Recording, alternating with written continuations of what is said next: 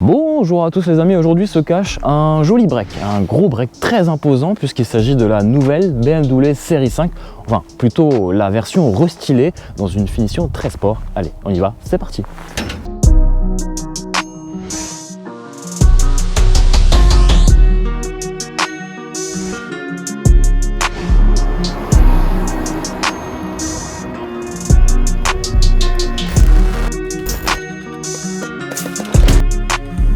Bon les amis, bienvenue à bord de cette très jolie BMW série 5. L'intérieur, vous allez le voir tout à l'heure, est vraiment magnifique. Bon, on va se mettre en mode sport parce qu'il faut quand même tester les capacités sportives de cette série 5. On est quand même sur un moteur le plus puissant des moteurs diesel, le 540D avec plus de 340 chevaux. Allez, je vous propose d'y aller. 1, 2, 3, c'est parti.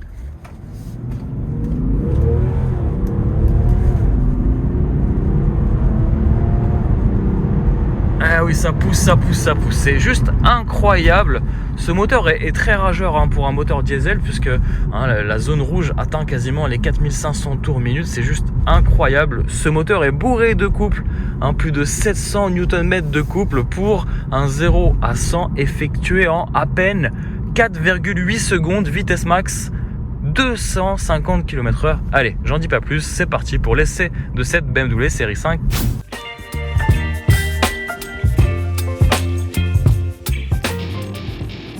My party, we're just getting started. A life is a dream or a nightmare scarring. Hand me a drink cause I think I'm going all in. Get me a shrink who can catch me when I'm falling. Je vous propose de faire le tour ensemble du propriétaire de ce gros break très imposant puisque la longueur atteint presque 5 mètres. On est sur 4,96 m de long et 1,87 m de large pour pratiquement 2 tonnes avec toutes les options puisqu'il s'agit d'une série 5 full option. Allez, on y va.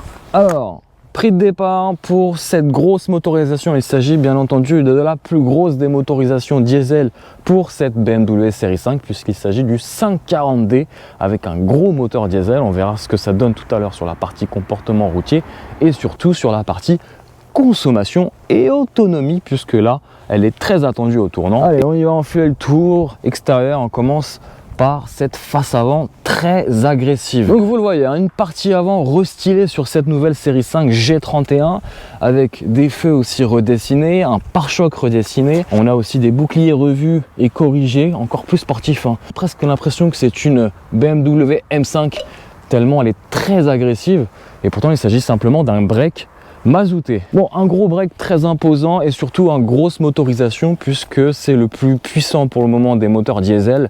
On est sur la motorisation 540D, donc les prix débutent autour des 77 000 €. Rajoutez à peu près 5 800 € de finition M Sport puisque là on est sur une finition vraiment sportive et vous avez déjà ce petit look très sympathique avec une couleur aussi métallisée en option autour des 1200 €. On rajoutera aussi en option les jantes 20 pouces à 2000 €. Une très belle jante 20 pouces avec des pneus beaucoup plus larges à l'arrière qu'à l'avant. Ça c'est une tradition chez BMW. La tradition, on ne l'a pas oublié avec ces deux petits haricots, alors beaucoup moins imposants que sur d'autres BMW comme j'imagine la nouvelle série 7 qui prend vraiment plus de volume au niveau des doubles haricots.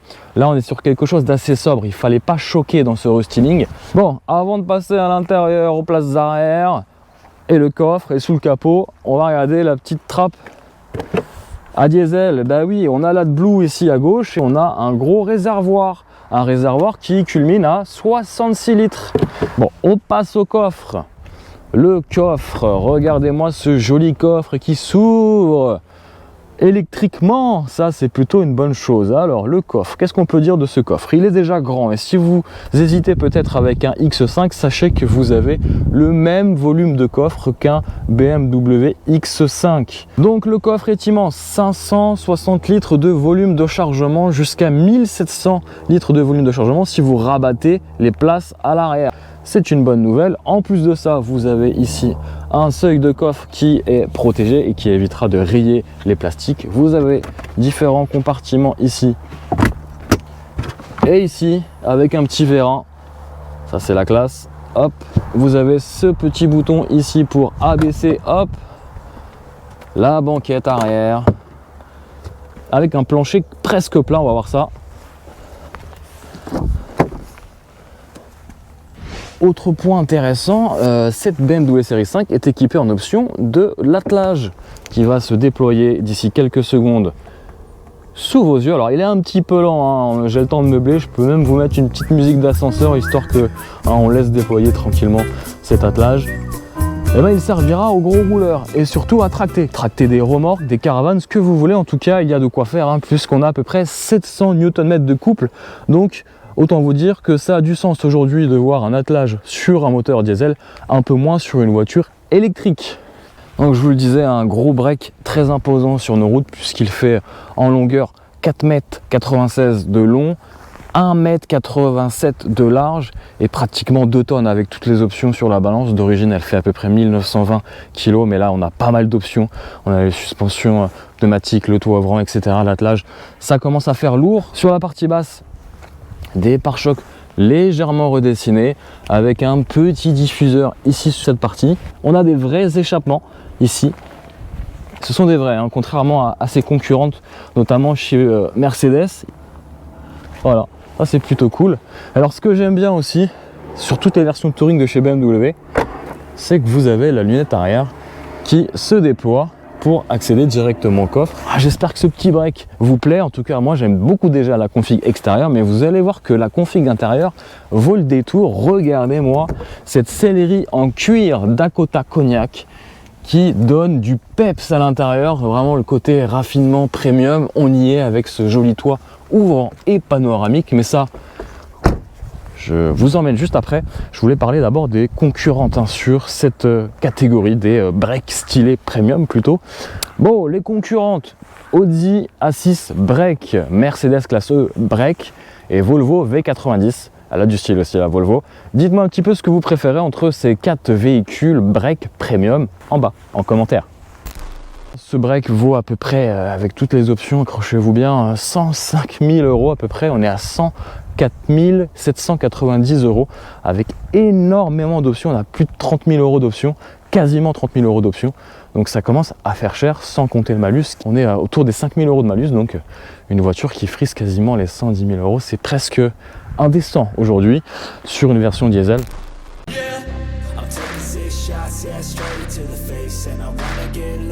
Je voulais quand même vous spécifier quelque chose de très important. Si vous voulez connaître toutes les options et les finitions sur ce véhicule que je vous présente, n'hésitez pas à vous rendre en bas dans la description de cette vidéo. J'ai tout donné, hein, les options, les équipements, tout, le prix final, vous le savez. Allez, on passe à l'arrière parce que c'est une voiture aussi familiale avec un coffre, certes, mais familiale. Et là, vous le voyez déjà, on est quand même bien accueilli, hein, chez BMW, surtout pour les passagers arrière. En option, on a ces petits rideaux qui ne sont pas électriques mais manuels. Voilà, si vous voulez plus de tranquillité, de discrétion. Finition de qualité déjà sur les contreportes avec une belle sellerie cuir qui orne les contreportes, une belle petite surpiqûre de qualité. Et regardez-moi cet intérieur. On est sur du cuir passe-poil contrasté avec ce cuir Dakota Cognac de très bonne facture. On a des petits rangements dans les sièges sont creusés. Autant vous dire, je vais être sincère avec vous, 2 adultes pourront s'installer confortablement à l'arrière. Le troisième sera pénalisé par cet immense tunnel de transmission ici. Sinon, vous sacrifiez la place du milieu et là, vous transformez la place du milieu en accoudoir pour rendre vos voyages, vos longs voyages confortables. Voilà, démonstration est faite. J'ai quand même de la place à l'arrière, place aux genoux, place au-dessus de la tête avec ce joli toit ouvrant et panoramique qui donne plus de luminosité à l'intérieur. Ce que je vous propose, c'est de passer là, à l'avant, derrière le volant. On va passer à l'avant, mais avant de vous faire voir ce joli intérieur habitacle premium signé BMW, on va parler un petit peu moteur. Donc j'ouvre le capot. Sous le capot moteur, on ouvre le long capot aidé par 2 vérins à droite et à gauche. Et là, sous le capot, on a un énorme moteur diesel. On n'est pas sur un V8, on est sur un 6 cylindres en ligne 3 litres biturbo qui développe 340 chevaux et surtout 700 Nm de couple. Un couple disponible dès les bas régimes, utile surtout pour les gros voyageurs, ceux qui roulent beaucoup, qui font pas mal de routes, pas mal d'autoroutes et surtout ceux qui veulent tracter. Ça sera vraiment un vrai délice, un vrai confort avec ce moteur diesel. Vous voyez, hein, on a des barres qui viennent renforcer un peu le châssis. La bête est lourde, elle fait presque 2 tonnes sur la balance. Donc on verra vraiment la qualité de ce moteur tout à l'heure au volant. En tout cas un moteur qui a bonne réputation depuis des dizaines d'années. Et attention les oreilles. Allez, je vous emmène à l'intérieur. J'ai activé le grand angle pour y voir plus clair. Et voilà, déjà un intérieur qui respire vraiment la qualité de finition, aussi bien sur la sellerie, sur les finitions que sur les contreportes. On est sur vraiment du premium. Et autant vous dire qu'on est même sur des plastiques moussés en bas. Autant vous dire que même ses concurrents ne font pas mieux en termes de qualité de finition et de présentation. Et surtout, on est sur de la qualité. Alors, tradition oblige chez BMW, on reste quand même sur un habitacle qui ne choque pas. On reprend les valeurs des anciennes générations et on les modifie en douceur. Ça pourra satisfaire la clientèle principale, un peu moins pour les nouveaux clients qui sont peut-être habitués à un intérieur un peu plus moderne, plus technologique. Je pense plutôt peut-être à l'Audi A6 ou encore la nouvelle Mercedes classe E. Mais ça, c'est un autre débat. En tout cas, moi, j'apprécie cet intérieur et la qualité de finition est vraiment au top, aux petits oignons avec ce cuir, ces petites surpiqûres, cet aluminium qui vient renforcer cette partie en plastique brillant. C'est super beau et voilà, je vous le disais tout à l'heure, aussi bien à l'arrière comme à l'avant, on a un système IFI Harman Kardon de très bonne qualité, même si bien sûr vous avez meilleur, vous avez le système Bauer & Wilkins qui là cette fois-ci est facturé presque 6 000 € de plus pour cet intérieur. Ça c'est un autre atout de cette série 5, c'est le confort à bord et ces sièges excellent en la matière avec un bon maintien et surtout un confort avec une très bonne housse et une qualité de finition. Regardez, la voiture elle a presque 13 000 km et il n'y a aucun pli sur le cuir, autant vous dire qu'ils vont durer très longtemps. Siège à réglage électrique, ça c'est pas de série, en hauteur puisqu'en profondeur, hop, malheureusement il faudra le faire à la mano. C'est un petit peu dommage, mais c'est une option supplémentaire. Je vous propose de passer hop à l'intérieur. Alors, l'intérieur respire vraiment la qualité. Réglage du volant, hop, manuellement. En tout cas, il y a plein d'options, je vous l'ai dit. Il y a le pack évasion qui va permettre d'avoir hop, ce toit ouvrant panoramique, les stores à l'arrière.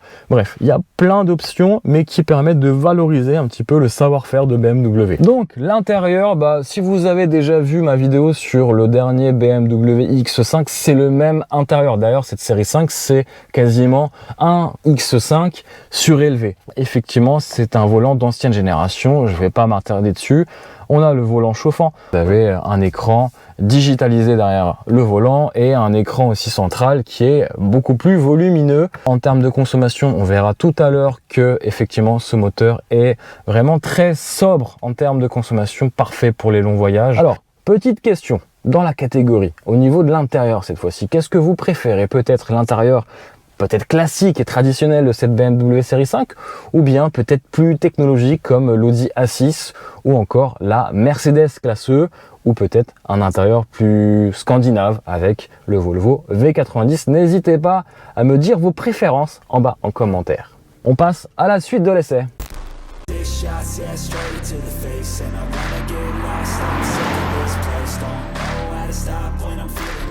Bon, on se retrouve à bord de cette série 5 et on va parler des points consommation et autonomie. Alors, c'est vrai qu'elle est très confortable, cette voiture, cette berline routière, ce break routier est vraiment fait pour faire de l'autoroute, des longs trajets. Bon, sur un rythme de sénateur, c'est ça aussi qui lui va bien, sur ce break stylé mais aussi efficient en termes de carburant. J'ai un beau score en termes de consommation, je suis à 6,6 litres au 100, c'est la moyenne de mon essai sur à peu près 1500 km. Il faut dire aussi que ce gros break possède un gros réservoir puisqu'il a 66 litres de carburant, donc c'est assez avantageux pour faire des longs trajets. Ça tombe bien puisque cette voiture est faite pour les gros rouleurs et en termes d'autonomie ça sera à peu près du 800, voire on pourra presque dépasser les 1000 km d'autonomie à condition de se mettre surtout pas se mettre en mode sport, ne pas se mettre en mode confort mais en mode éco pro, et là vous allez pouvoir obtenir des consommations et surtout une autonomie proche des 1000 km. Ça c'est plutôt pas mal. Sur autoroute stabilisée à 130 compteurs, on est autour des 6,5 litres au 100 et on peut même atteindre les 5 litres sur route. Donc ça c'est vraiment quelque chose d'assez formidable aujourd'hui de nos jours, d'avoir encore des voitures économes et sobres. Est-ce que l'avenir du diesel est compromis?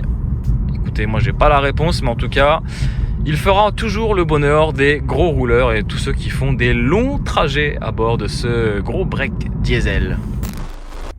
Bon, ce qui est pratique d'avoir un écran comme ça, c'est que vous pouvez y voir un peu plus clair sur la caméra de recul. Alors assez sympa puisqu'elle est de bonne qualité, on a vraiment une bonne définition. Et en plus quand je tourne les roues, j'ai la caméra qui se dirige dans la bonne direction, ça c'est pratique. Autre chose pratique, c'est le fait d'avoir une marche arrière avec le auto reverse. Donc en gros, elle va mémoriser un petit peu mes 50 derniers mètres, pratique quand je suis garé dans un endroit assez étroit. Permettra finalement de repérer, de mémoriser mes derniers mètres sans aucune difficulté. Donc c'est plutôt utile, hein, toutes ces aides technologiques pour y voir plus clair et surtout ne pas rayer les jantes de 20 pouces. Regardez, un petit détail que j'aime particulièrement sur cette BMW, surtout quand vous prenez la sellerie cuir Dakota Cognac, vous avez aussi ces éléments plastique moussé certes, mais de la même couleur que le cuir et ça rend un côté raffiné à cette BMW série 5. Je voulais vous parler aussi de la boîte automatique à 8 rapports, la boîte ZF.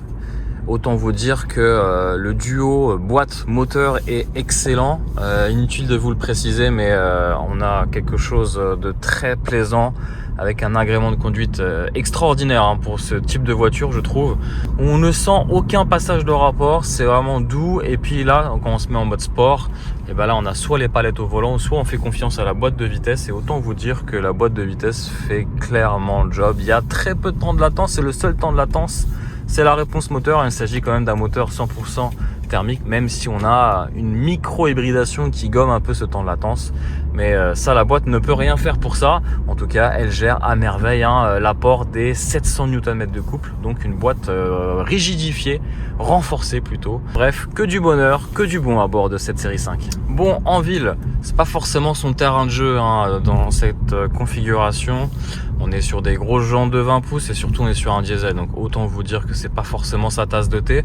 Mais en soi, vous allez réaliser des consommations qui seront proches des 7 litres voire 8 litres puisqu'il y a pas mal d'accélération de freinage. Donc forcément, on sollicite un peu beaucoup le moteur 6 cylindres. C'est pas ça que je voulais vous dire. C'est qu'en ville, vous avez quand même une largeur qui fait presque 1,85 m. Donc ça reste assez large, hein, tout comme son grand frère, le BMW X5. Et autant vous dire que voilà, regardez, hop, il faut un petit peu serrer les fesses. Hein. J'ai quand même des gens qui faire attention 2000 € à ne pas rayer les jantes. Voilà tout. Rayon de braquage, on va pas se mentir, on n'a pas, je crois, les roues arrière directrices. C'est un petit peu dommage. Du coup, ça a un impact sur la maniabilité de ce gros véhicule qui fait presque 5 mètres de long. Donc forcément, c'est pas son terrain de jeu, les zones urbaines, la ville. Donc voilà, vous êtes prévenus. On est sur quand même un gros break, un gros paquebot quand même sur la route. Bon, à votre avis, quand vous faites le plein d'essence, qu'il faut revenir quand vous voyez ce genre de véhicule, donc camion-citerne qui est en train de faire le plein des grosses cuves à la station essence, à votre avis, faut-il revenir ou ça ne craint rien et vous n'aurez aucune impureté dans votre réservoir? J'aimerais avoir votre retour en bas en commentaire. Bon, en attendant de faire le plein, petit détail qui me plaît un peu moyennement, c'est ces palettes au volant. Alors c'est plutôt bien, on est sur une voiture un peu sportive, même si c'est un diesel, mais les palettes au volant, elles sont en plastique, et ça c'est un petit peu dommage. Moi j'aurais aimé avoir du vrai alu un petit peu, et puis des grosses palettes derrière, comme une Alfa Giulia par exemple. Allez, on démarre, et on est à peu près à 800 km d'autonomie en faisant le plein, sachant que je n'ai pas eu une conduite très économe. Pas bien, c'est pas bien Flo. En tout cas, je peux vous garantir qu'on fait facilement les 800 voire 900 km en ayant le pied léger sur l'accélérateur.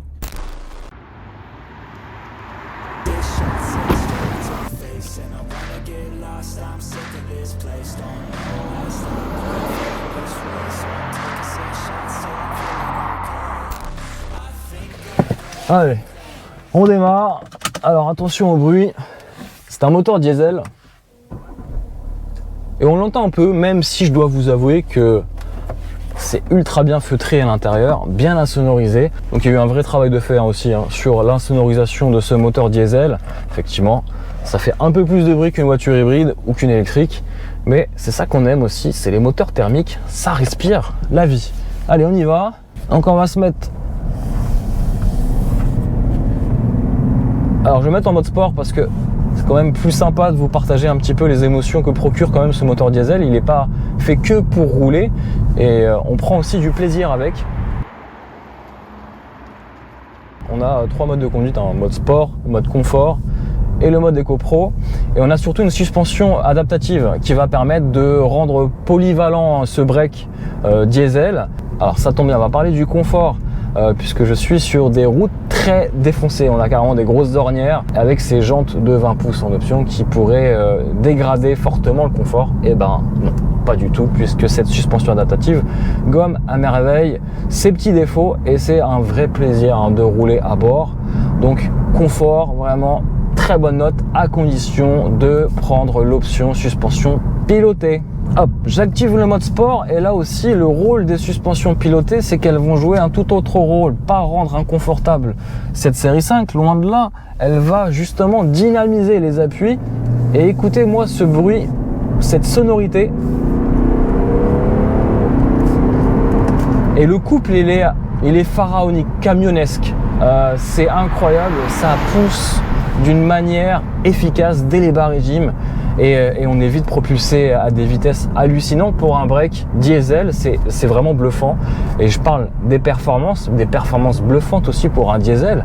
Voilà, les performances sont quand même assez époustouflantes pour un break diesel puisqu'elles s'approchent quasiment des anciennes M3 en termes de performance. On est sur un 0 à 100 englouti en 4,8 secondes. C'est vraiment incroyable de voir de telles performances sur un véhicule qui à la base n'est pas du tout fait pour ça, et en vitesse maximale bridé à 250 km/h. Pas besoin d'aller plus vite en break. Allez, on va se remettre en mode Eco Pro parce que effectivement on a beau dire, on a beau flatter ce moteur diesel, il est vraiment excellent. C'est pour moi l'un des meilleurs moteurs diesel. Il est bien abouti, il s'est fiabilisé au fur et à mesure du temps. Ce moteur L6 diesel, c'est une référence en la matière. Malheureusement, les normes, les taxes, surtout la législation européenne vont avoir raison de ce moteur diesel, malheureusement, puisque c'était vraiment une bonne merveille.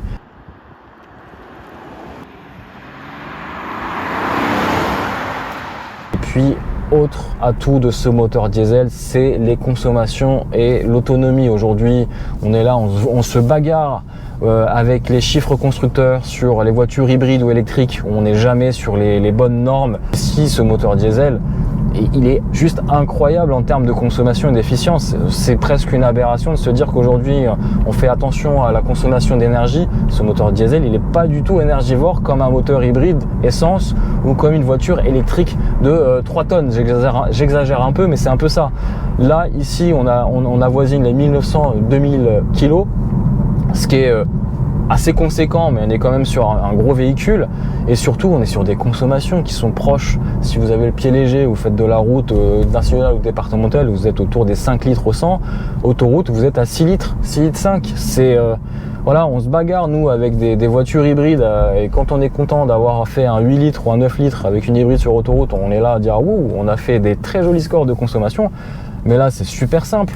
C'est très simple, il n'y a pas besoin d'avoir de notion d'éco-conduite. Un diesel, ça se roule sur le gras du couple. C'est comme un moteur V8 d'une Mustang, vous roulez dès les bas régimes, il y a du couple, ça pousse et ça consomme pas beaucoup. Du coup, vous montez pas en régime. C'est pour ça que vous avez des consommations basses avec ce genre de moteur diesel. C'est un petit peu ça, la recette magique des moteurs diesel, c'est qu'on roule sur le couple, on roule sur les bas régimes et non dans les hauts régimes qu'ont les moteurs essence ou hybrides. Heureusement qu'il existe encore ce genre de voiture pour apprécier et faire des longs trajets. Voilà les amis, j'espère que cet essai de ce joli break signé BMW vous a plu dans cette grosse motorisation diesel. Est-ce que pour vous le diesel fait encore du sens pour l'avenir de l'automobile? Peut-être oui pour les gros rouleurs. En tout cas, n'hésitez pas à débattre avec bienveillance en bas en commentaire. Et je vous invite les amis aussi à rejoindre aussi nos autres comptes sur les autres réseaux sociaux avec des formats différents. N'hésitez pas à nous rejoindre sur TikTok et surtout n'hésitez pas aussi à nous rejoindre sur Instagram si ce n'est pas déjà fait. Et surtout, abonne-toi et active la cloche des notifications sur la chaîne Vlog Cars Passion. Voilà, je vous dis à très vite pour de nombreuses aventures. N'oublie pas le petit pouce pour le soutien et je vous dis à très vite sur la chaîne. Allez, ciao ciao. You whip up my appetite. Don't leave me here.